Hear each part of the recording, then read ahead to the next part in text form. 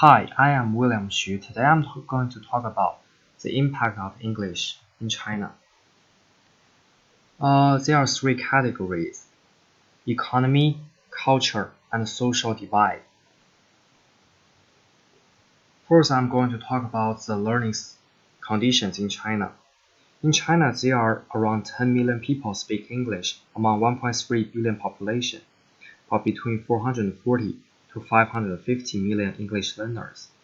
It is fewer than 1% people speak English. However, with English learners, they together make a huge impact to China, making China diverse, prosperous, and more divided. The learning of a new language brings innovation and boosts the economy. English learning is needful when China tries to stand on the stage of international. This is the example of Robin Li. He was the founder of Baidu and graduated from the University of Buffalo. After learning the future trend and modern system of the international in the United States, Robin founded a search engine company called Baidu. Charles Zhang, the founder of Sohu, graduated from MIT. Sohu followed United States Internet Services pioneer Yahoo. By year 2000, Sohu was attracting 20 million users who browsed news, searched for information, chatted with friends, and sent email. Charles and Robin helped China keep on the pace with advanced countries after they learned English and studied abroad. The cultural invention is terrible in China. The younger generation of Chinese people are more affected by this and plan to go abroad to continue their studies in a more Western society. Many locals also set a goal to learn to speak English, given the pressure of the rising numbers of foreigners living among us there. On Christmas, there are some places in China like Guiming Lake at Peking University are good for ice skating. Even though people in China are not religious, they are enjoying a new mode of life, which is more colorful with new culture.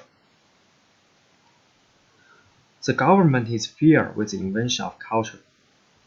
The Chinese Communist Party has identified Chinese schools, universities, and popular culture as primary targets of Western infiltration targeting Chinese youth. While welcoming the technology and finance benefits of an interconnected global economy, China is continuing an economic policy on reform and opening up, while simultaneously maintaining single-party control on ideology. It is hard to avoid the fact that English aggregates the gap between rich and poor. The key element on this problem is the unfair distribution of education. Some places in China are really poor, like the image showed above. Some villages don't have schools, not to mention about English teachers. To talk about English teachers, there are not enough good English teachers in rural side. It is not surprising that teachers leave for urban areas where they are provided with not only salaries, but also additional housing, pensions, and medical subsidies. In the prime age of learning English, poor children were lost the chance of learning and were left behind. The ratio of urban primary school enrollment rate versus that of rural enrollment rate was 4 to 3 in 2002, which means that 1.1 million children in rural areas were unable to attend primary school.